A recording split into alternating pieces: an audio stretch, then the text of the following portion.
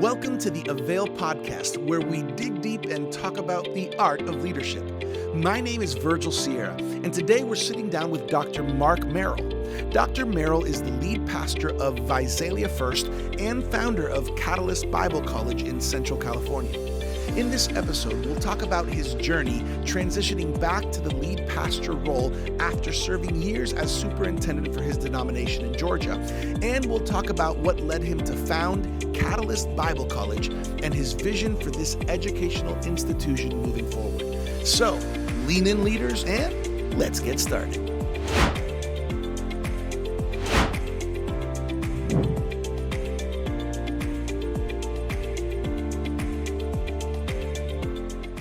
Welcome back, everybody, to another episode of the AVAIL podcast, where we dig deep and talk about the art of leadership.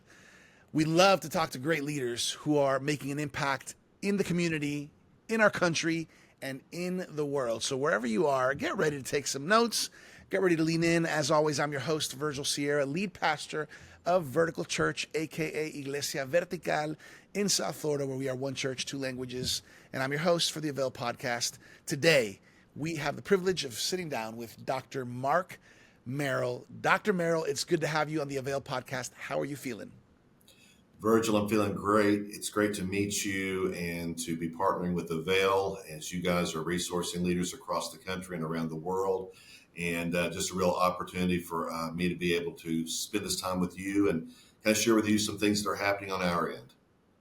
Yeah, I love it. I love it. Dr. Merrill, I honestly, every time I record an episode, this could just be the Christian leadership pastor nerd in me, but I get excited, and I'm excited to talk to you because I could tell already that you got some wisdom and you got some spiritual power to share with us. I would love, before we jump into kind of your journey in pastoring and kind of supervising in denomination and then pastoring and then Bible college, I want to get to all that. But before that, can you share a little bit about yourself so our AVAIL audience can get to know who is Dr. Mark Merrill? Yeah, well, I'm 50 years old. I'm a native of Oklahoma. Been married to my wife, Gretchen. We'll be married 32 years in August. 2 children. My daughter, Reagan, who's the oldest, who's married to Scotty. Her last name is Muncie, Reagan Muncie. My son, Hayden, is now in seminary studying for marriage and family therapy. Reagan works here at the church with us.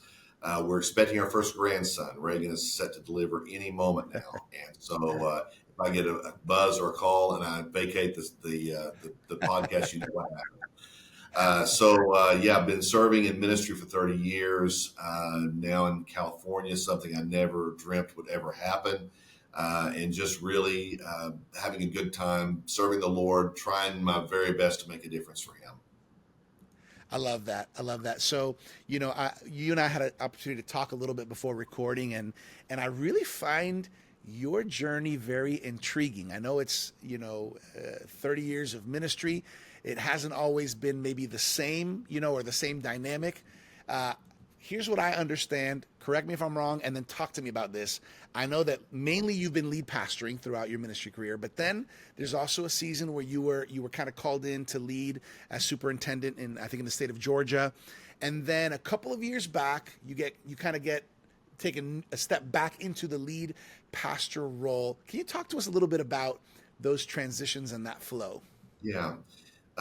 Started in ministry at the age of 20 and spent 2 years in youth ministry, and then, to my surprise, became a lead pastor and started leading at 22, pastored 23 years or so in that role, 22 years in various churches. Started in the state of Oklahoma, ended up in Georgia, served a congregation for 10 years there, and then my peers looked to me and elected me to be the district superintendent over the state of Georgia for the Georgia Assemblies of God, which is a ministry network comprised of about 210 churches, 650 ministers, a camping program and location, and various other ministries that serve college campuses and deliverance from drug and alcohol ministries, and just a plethora of things. And so it was my privilege, really an honor of a lifetime, to serve for 4 years. But during the course of that, we dealt with COVID, led through that season, which was a real challenge. And I think that a combination of factors came into play where my wife and I were just missing community. Mm, Our rhythms had always been established around the local church. The rhythms are very different in parachurch ministry. There's a bit of an isolation factor that can kind of take you mm, by surprise. There is also an awareness that you thought you knew certain things about the role that you find in reality you didn't know anything about at all. And so all of those things kind of mixed together to say, hey, if God opens a door for us as we were coming on being reelected to our second term, uh, if he did, then we would probably consider the possibility of transitioning to something. We didn't know exactly what. And it just so happened that in the course of events and several things played out, that I received this call from Visalia, California. And, if you watch the news at all, California is not the place to be, at least from a public perception standpoint. Everybody wants to be in Florida right now, Virgil. Come on, yeah. tell the truth. Amen. And so for me going to California, that was just something like a bridge too far. And to wrap my brain around that, I just couldn't seem to think that would be a possibility for us. But we just walked through the steps. It was in the timing in which our hearts were open, and we walked through the door, and we have found some of the friendliest people and most hospitable people we've ever encountered in ministry. We're ministry here in the Central Valley, which is in between Bakersfield and Fresno, halfway in between LA and San Francisco, really dead center in the middle of California. And God has just blessed our time here. We just feel very fortunate and grateful for all that God is doing. Yeah, that's awesome. Dr. Merrill, can you help me understand a little bit? When you came to Visalia First, can you paint a picture of the size of the church? Is it one campus? Is it multi-campus? How many people are you serving on a given Sunday? Yeah, so Visalia, a little bit about the city, is in the Central Valley, primarily agricultural town. When I say agricultural, it's not like agriculture that I grew up in. It's Fortune 500 agriculture. The Uh-huh. majority of the nation's food comes out of this valley in which we're a part. Wow.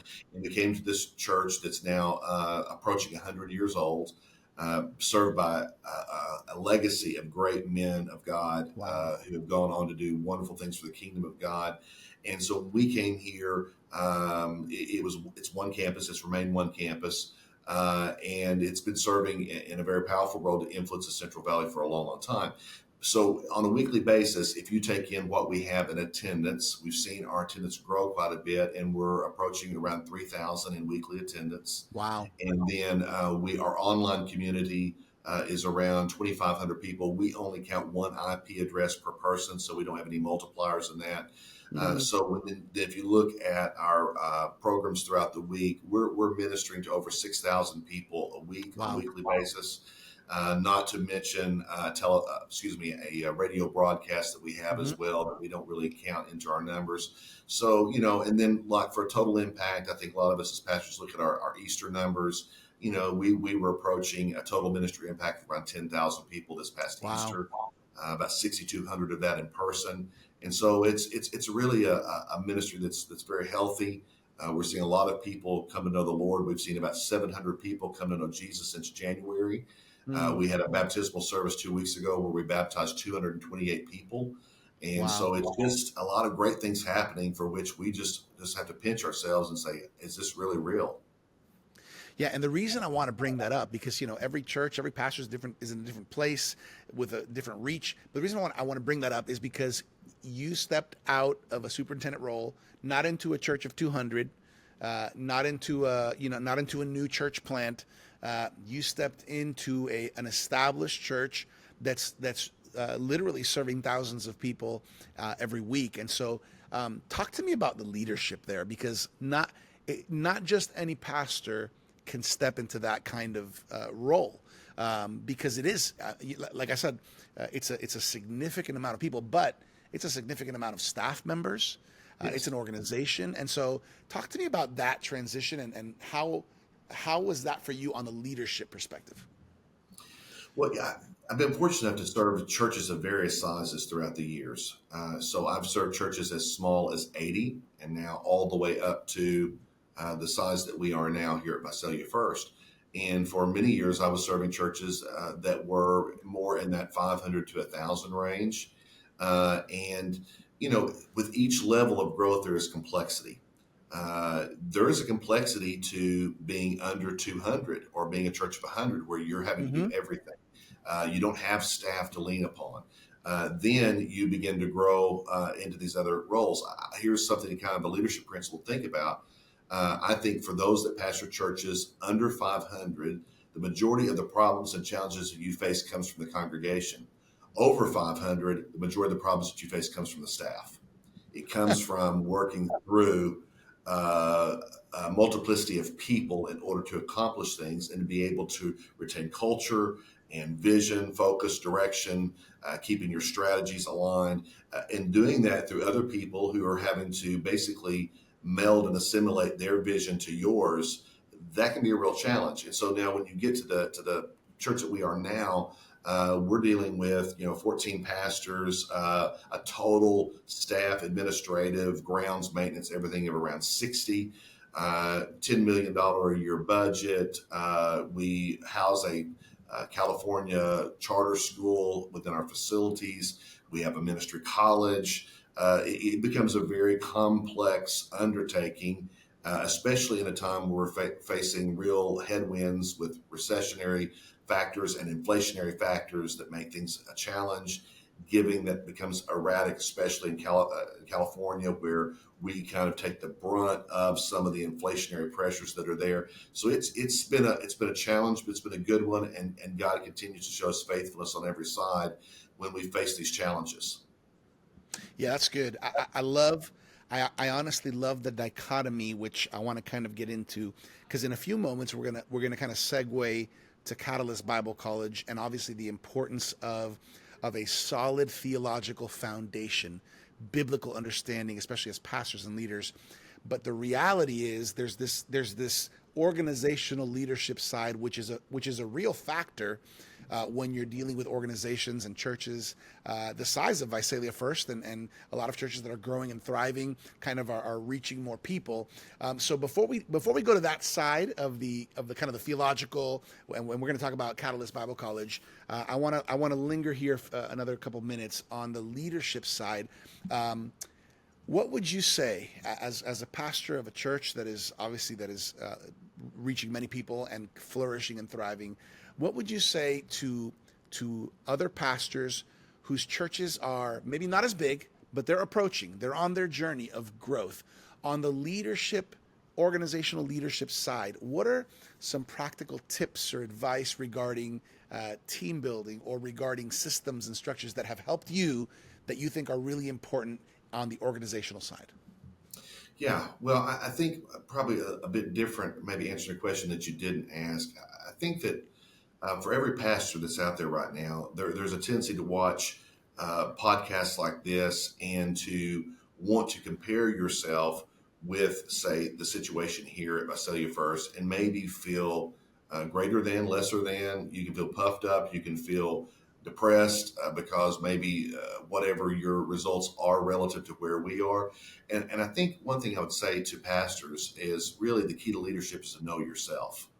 And in knowing yourself, being able to manage some of those emotions. I think we don't focus enough on emotional intelligence, and maybe how emotional intelligence intersects with spiritual gifts in our life. And I think some of those emotional intelligence is really about managing ourselves and our healthy emotions to help us retain proper perspective in the context of where we are. And so I think we as pastors have to measure our ministry success and significance rather than sheer data points or attendance or budget numbers. But I think with regard to how we moved from level to level in regard to growth, there are systematic changes that must be made. And I think you're always having to put systems in place that are 1 to 2 steps ahead of where you presently are. So if you're a church of 200, you need to begin to study and model after churches of 500. If you're at 500, you need to model yourself of churches of 800 to see how you can begin to create reflexive systems that can just operate on their own, that don't need to be managed by constant touch points of leadership, that can allow you to grow and scale properly. Because here's the thing, none of us can really ever hire enough people in order to manage whatever it is that we're wanting to do. Right. We're having to do more with less. that is more true today than it ever has been for me in 30 years of ministry. And you say, well, you're this big, large mega church. Money's not a problem for you. Oh, yes, it's an issue because people are giving less. Institutional loyalties are dying. So you have to become very creative in how you open up your organizational systems to operate with proper accountability, but doesn't necessarily have to have paid personnel. Doing that is a real challenge. And so you have to really depend on the Lord of the harvest to raise people up.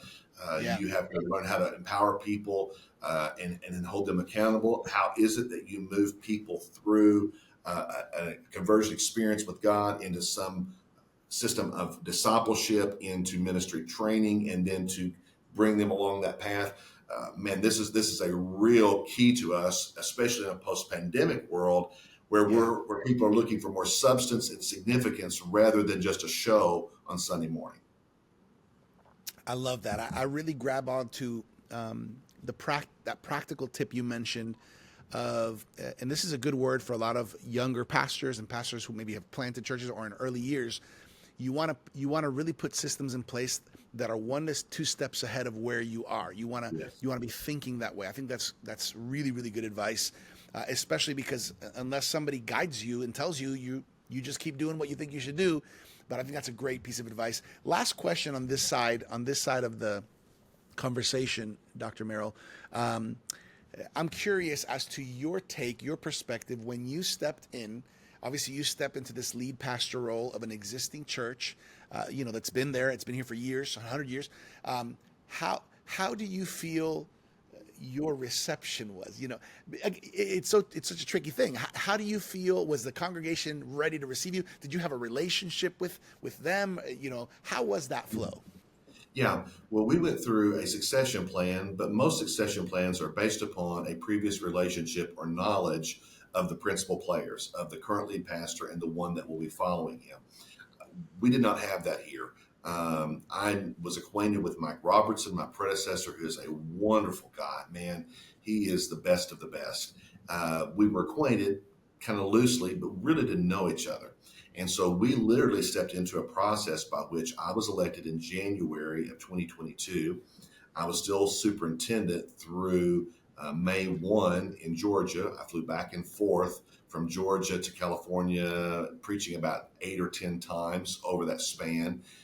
So there was a little bit of a passing of the baton in that regard, and then basically jumped in as lead pastor. So I would say in terms of being received, the people have made that easy. Man, the people here at Visalia First are extraordinary. I have an observation, Virgil, about Christians. You either have cat Christians or dog Christians. Dog Christians love their master. Cat Christians love the house. So the dog will follow the master wherever he goes. Cats, they're going to remain loyal to the place. We have cat Christians at Visalia First. And we have people with, 20, 30, 40, 50 years of attending here seamlessly that have welcomed one pastor after another for the various seasons of the church.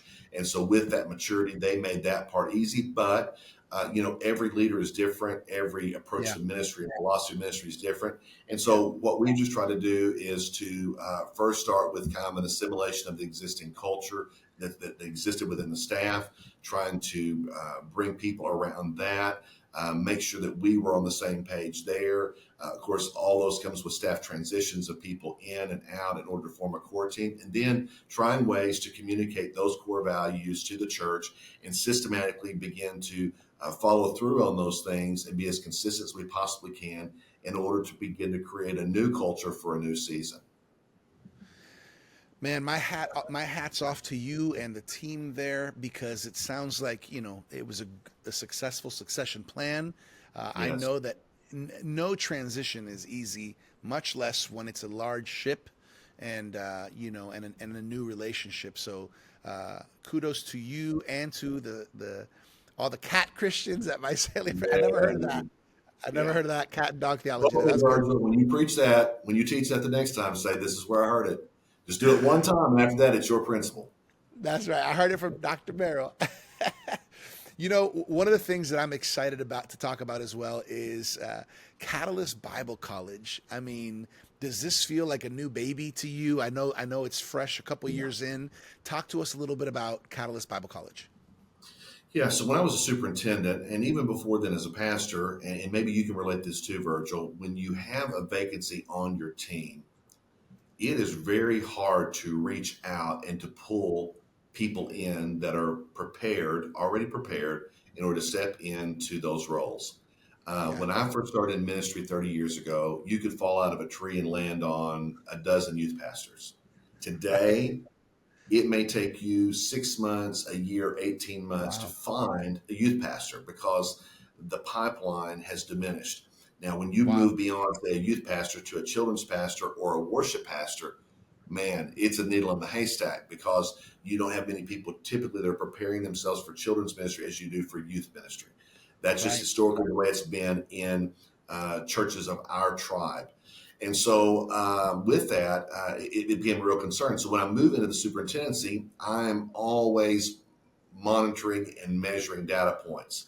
So, we would get the data in, and during COVID, the average age of the minister in the Assemblies of God, of which I'm a part, accelerated. It accelerated a couple of years in a matter of just 1 year.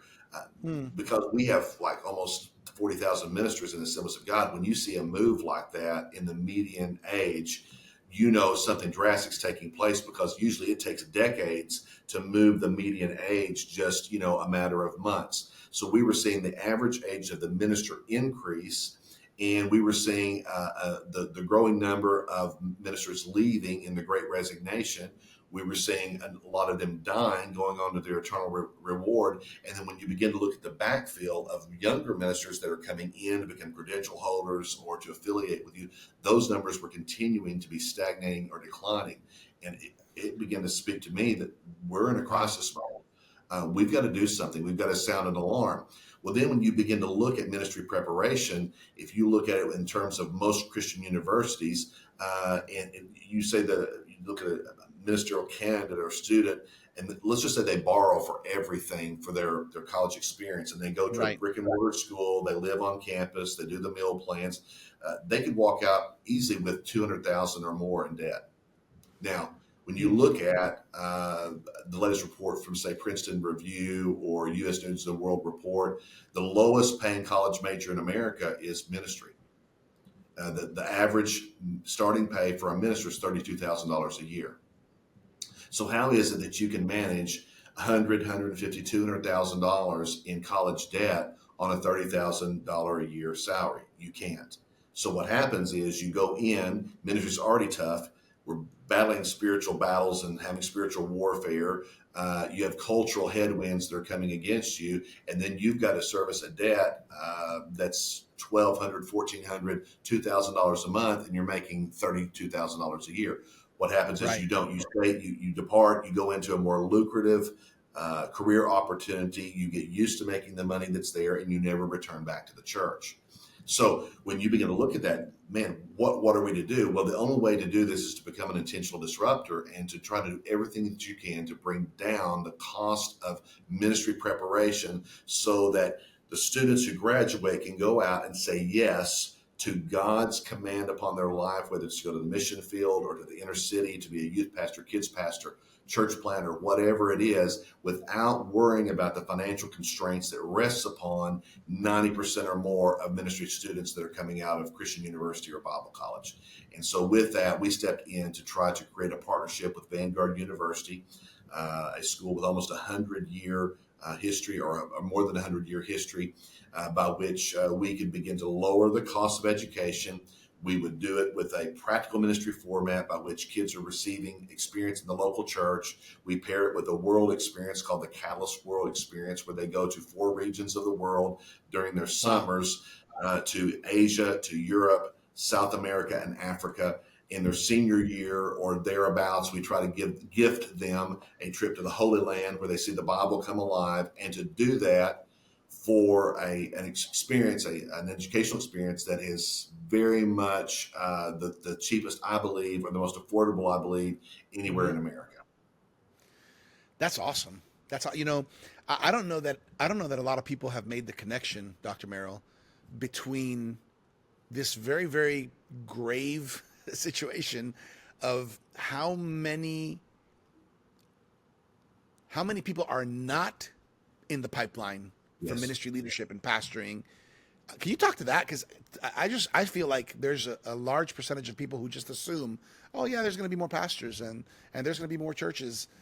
What are the trends and what are the statistics showing us? Well, the statistics, it's pretty grave. I would say that when you look at the early roots of Christianity in America, take the Methodist Church for an example, they had what was called circuit rider preachers. So there's a Mm-hmm. guy on a horse, and he's pastoring 4 or 5 congregations by literally riding from one to the other on a given weekend or a rotation of weekends in order for this fledgling movement that is trying to get a foothold in America, that they have churches, but they don't have qualified men or women to serve them. So they go to circuit riding. I would say today the video venue is the modern day equivalent of circuit riding. We know Hmm. that the need is there. We don't have people necessarily qualified to step into these roles to lead, so we do it by video venue. We leverage technology in order to have Right. this, because it's really a function of a ministry deficit or a leadership deficit that we're seeing. So what's the reason for the leadership deficit? Well, if you go back 30 years or 25, 30 years, 40 years, you will find that most effective discipleship methods in the local church have crumbled and died. So whether it was Sunday night services of our youth, those are no more. Whether it was a strong Wednesday program or in my tradition, a Sunday school program by which people systematically learn the Bible, those don't exist anymore. What do we have now? We have Sunday morning service. Some people have a midweek, but then we have small groups. The reality of most small groups in America is they're relational. It's fellowship building. It's people hanging out, and that's important. We need that fellowship factor. But where is discipleship actually taking place in the local church today? Because no pastor, no matter how an effective a communicator they are, can adequately disciple a person from the pulpit preaching 52 weeks a year. In fact, the average pastor does not preach 52 weeks a year. He's preaching somewhere between 36 to 44 times a year, then with supplemental guests and programs and all that stuff. So how is the people who can come to church, most of them only attending church 50% of the time, be adequately discipled in their faith? They're not. And as a result of inadequate discipleship methods, we have less people saying yes to the call of God and responding to ministry. And when they do, they come into Christian university and Bible colleges actually needing to be discipled. They have major discipleship deficiencies. And so when we are not really skillfully looking at this and addressing it, all we're getting at the end of their 4 years is someone who is adequately discipled or been a disciple in an above average manner. They're not really ready to take on the challenges and rigors of full-time ministry day one, because the premise by which we started, that the first step has been faulty. And with that faulty first step, we're seeing basically the longevity of pastors being diminished on the long term, a lack of ministers going into the ministry. It's a problem that has to be addressed, that the Lord's going to have to help us with. And then we've got to lower the barriers like we're doing at Catalyst Bible College, Right. so that people can afford this and move on with their life. I love that. I think it's important to talk about that, Dr. Merrill, because I think a lot of people are unaware of how grave this is. That's why I love the initiative that you guys have taken with Catalyst Bible College. It seems like there's a big vision. It seems like there's definitely a vision for the future. What do you envision for the future as you look at what's happening at Catalyst Bible College? What do you envision for the future of the church and the ministry that God has placed you in there? We started a little less than 2 years ago with proof of concept. It was just a dream in our heart. And from there, we stepped in with Vanguard University. And in our relationship with them, we came to a negotiated cost per credit hour of $288 per credit hour. That's probably less than what most people are paying at their local community college. And we're talking about private Christian education. And then from there, we begin to put a process together by which every single student, 100% of our students, will receive some form of direct financial aid from Visalia First primarily, and now from a host of partners around the country that are donors that are getting into this vision to lower the cost. So we started out in a pilot program by which we only had 7 students, and we tried to work out the bugs and the kinks of that. We just came through our first academic year with more than 60 students. we're hoping to have more than 100 by this fall. My vision is that within the next 5 to 7 years, we'll be 300 to 500 students. So with that, we can become a major force to resource ministry, particularly here on the West Coast, of which we're a part, but really all around the country. We're in talks right now with extension sites, churches who can basically take on Catalyst Bible College as a satellite. We have a technology package that seamlessly ties us together. And we're talking to sites in Mississippi, just outside of Memphis, Tennessee, and also in Northeast Ohio. We're looking for additional partners throughout the year. So we hope this will be a national movement by which we can raise up a donor base, directly help these kids, and be able to find locations all around the country that can serve these students with the program and the vision that we believe that God has put in our hearts to do this with. Yeah, I love this. I think even as you're talking about it, I'm thinking of your role as the lead pastor of Visalia First. But you also have a significant role with Catalyst Bible College, but it's impossible for you to be involved at the utmost level in everything, in everywhere. Can you talk about just having the right people to lead? In this case, you're the lead pastor, and you have a team of pastors that help you shepherd the congregation, but you have to have a team of people that are also spearheading the Catalyst Bible College. Can you talk a little bit about that kind of connection between the leadership in the church and leadership in the college? Yeah, so somebody said, well, how's you can do this? Because I'm the president of the college, I am the lead pastor. So I have 3 executive pastors that serve beside me, 2 of them on the church side, and 1 that runs the college, Dr. Jason Kennedy, who also serves as our provost, running the day-to-day operations of the school, but he also serves as a leadership development pastor on the church side as well. So there's always a tie-in between the local church and what we're doing as a college. Under Jason's leadership, we also have a staff that's serving there as well that deals with a vice president of students, a director of enrollment management. We have someone who's there that is our campus life pastor that deals with the social aspects and the community interaction of our students. We also have someone that works in public relations that helps build bridges between us and our community partners here in the Central Valley of California. So we've got a team built out that will work through this, but it is a major juggling act because I primarily work in the organizational aspects of the college, more of the financial realities, the donor basis, the advancement of the school to try to promote its image throughout the country to various publics that we serve. And so with that, also just basically making top level decisions as it relates to our future. But I'm very blessed in that Dr. Jason Kennedy serves here. He has a great academic mind. He's been the one to help forge the academic program of which we're a part. We offer a degree in theology with a concentration in leadership, and that's very intentional because we believe that there's a lot of theological malpractice taking place in pulpits around the country. We want our kids to be primarily theologically astute, and then we have paired it with practical programs which our church leaders and staff has embraced here at Visalia First so that they get exposed to a number of areas, 12 to 15 ministry areas during their time of study here, where they get exposed to everything from kids ministry to senior adult ministry, from worship to media arts, to all the things that go in video production.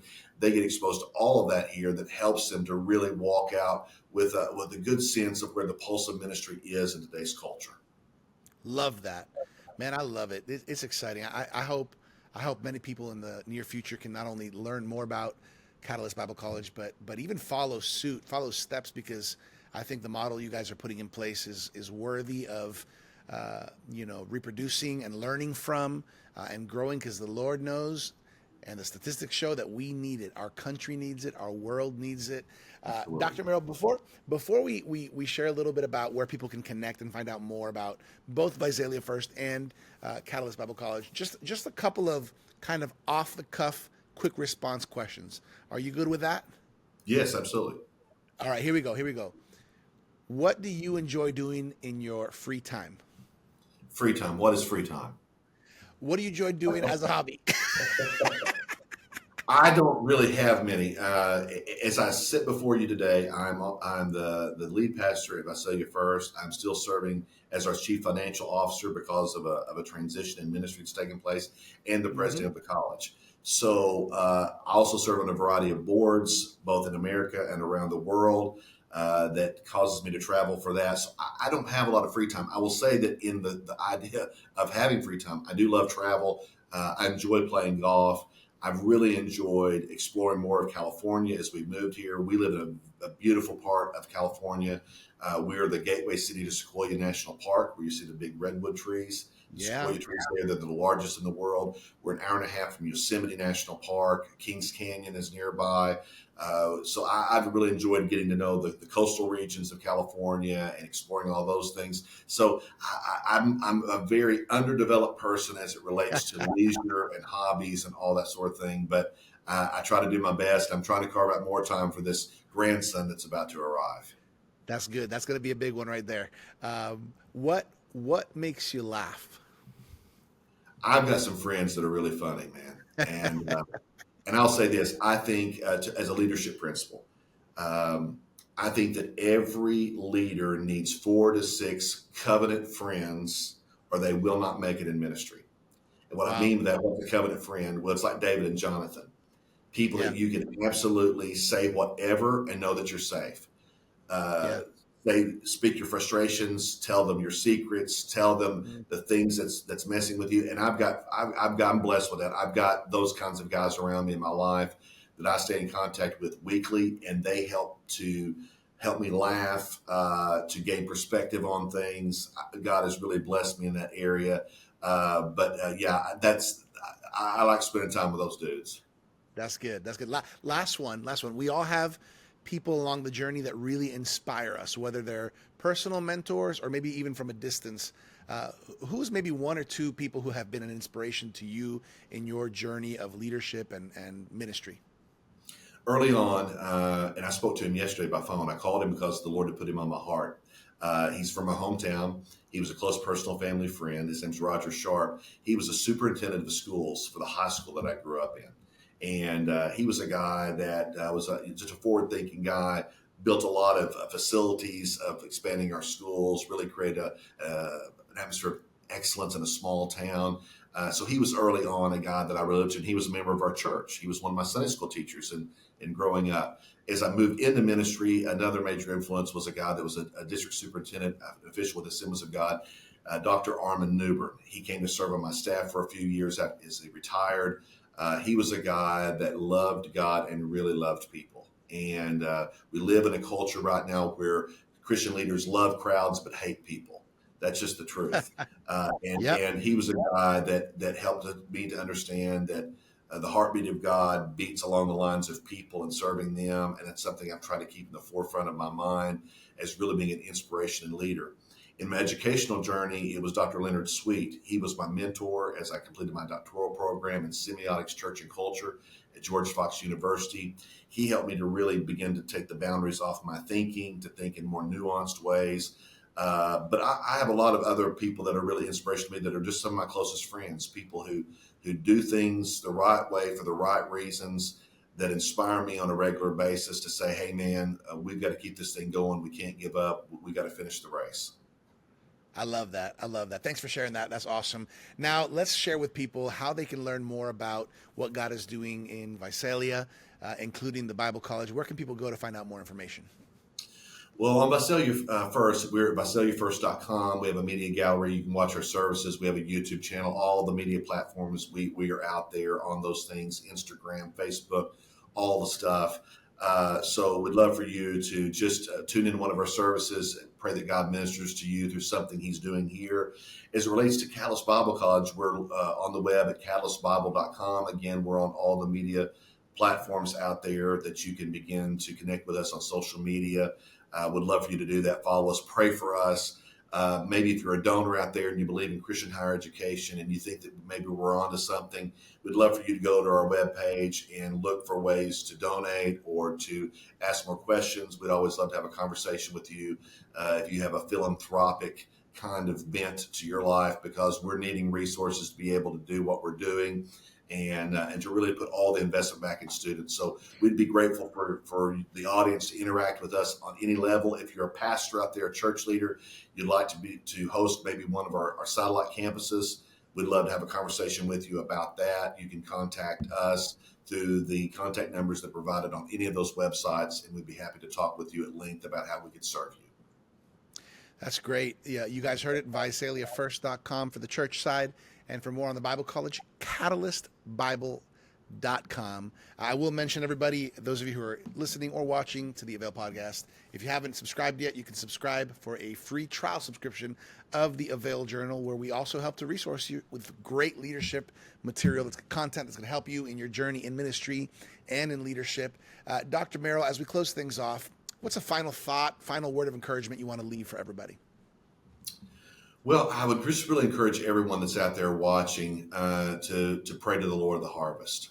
If you're in ministry, pray to the Lord of the harvest to strengthen you, because we need you. Don't give up. Don't allow the discouragement that sometimes can be overwhelming in this culture to swallow you up, where you become a casualty of the culture or a fatality in ministry. We want to see you continue. And if there's anything we can do or I can do to encourage you or lift your hands, man, please reach out to me as well. But also pray to the Lord of the harvest that God would send you. We need more people to say yes to God's eternal call. We'd like to help prepare you to do that. Pray to the Lord of the harvest that He'd send forth laborers, and maybe that God would help you to become a giver toward those that are going into the mission fields and into the ministry. But right now, just praying that God would send more people to help with this harvest field that is white, ready to harvest. Because I believe as you find connection to the harvest fields, you find a fulfillment in your own personal life that cannot be described or attained in any other way than knowing that you're partnering with God to build His kingdom. That's a good word. That's a good word. Dr. Merrill, thank you for the honor of being on the AVAIL podcast with us. On behalf of Dr. Sam Chand, Martijn Van Tilborg, the whole team here at AVAIL, we just want to say we're proud of you. We honor you. We're thankful. And we're cheering you, Visalia First and Catalyst Bible College, we're cheering you on to keep pushing forward with the big vision God has given you. We bless you guys. God bless you, Virgil. Thank you for this opportunity. Yes, sir. Hey, I hope you've leaned in and gotten some great wisdom, some great experience nuggets, and also some resources to connect to. Remember, Visalia First for the church side, and you can also learn more about the Bible College by going to CatalystBible.com. As always, it's an honor to host you here on the AVAIL podcast, where we talk about leadership. My name is Virgil Sierra, lead pastor of Vertical Church, your host on the AVAIL podcast. We'll catch you next time right here on AVAIL. Thank you for joining us for this episode of the AVAIL podcast with our guest, Dr. Mark Merrill. You can find out more about Dr. Merrill and these ministries by going to VisaliaFirst.com and CatalystBible.com. For more leadership resources, check us out at theartofleadership.com. And make sure to claim your free trial subscription of the AVAIL Journal at AVAILJournal.com. As always, I'm your AVAIL podcast host, Virgil Sierra. Muchas gracias. Thank you for connecting with us to learn the art of leadership here at the AVAIL podcast.